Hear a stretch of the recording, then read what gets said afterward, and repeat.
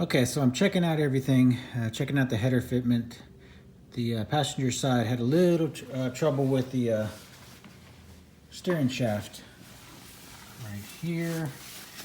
And so it was just rubbing up against, it was hitting.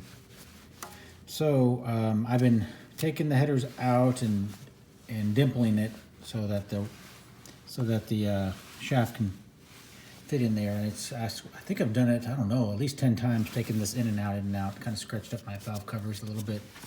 But at least I know how to take this out. And I still have the motor mounts in. I did have to take the dipstick out, and I did have to take the clutch cable out. And then you're able to move it in and out, no problem. Or just have to wiggle it out. So let me show you on the bottom. Okay. So there is the area. Let's see if I can get a better. Yeah, so I had to dimple that, and that white paint is from me putting it on there. Then I turn it to see if it's hit the pipe, and then it'd leave some paint on the pipe, and then I'd take it out and heat it up and bang on it with a ball peen hammer. And it looks like that's gonna work. I hope anyway.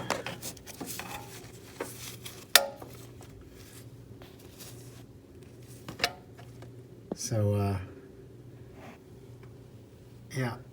All right, so that's over with. Man, that took a couple of days, really. So I want to install the AFR sensor, and I was thinking about using the existing bung holes, exhaust ports that came with this H-pipe. And they just point down, though. They're at the wrong angle. So it would be almost on the bottom where, so I'm thinking I'm gonna create a new spot and put it about like right there, something like that. So it's oops, sorry. So it gives me room for the clutch work, but that way that angle is coming at a 10 o'clock position. They want like a 10-degree angle or something like that. So I want to get that angle correct instead of being basically on the bottom. So the moisture won't, if there's any moisture, it'll fall off the sensor easier, and hopefully not destroy the sensor. These sensors notoriously go bad, so I'm gonna try that to see if this sensor even has a shot of making it. Now I'm gonna install it in the correct position. We'll find out.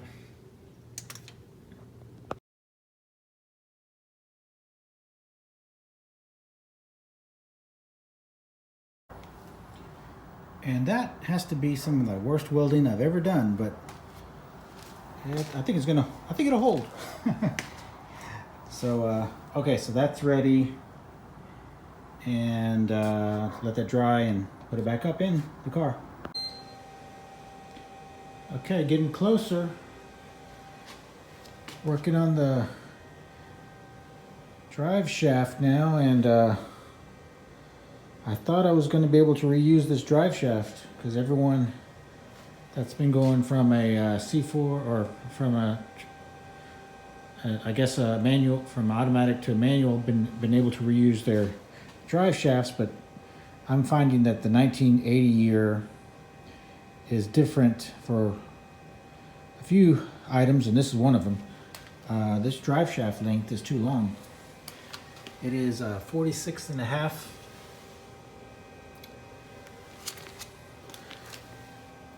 And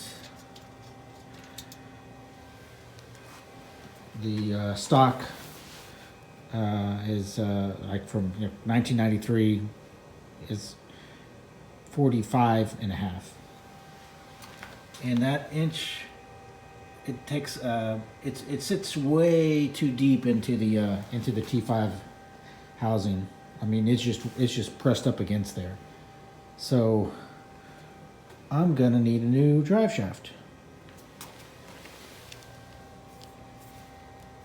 So yeah, it was all the way, and I need at least that much showing. Right, you could tell where it was showing before. So that's about an inch or more. So yeah, let me get aluminum drive shaft. Here we come.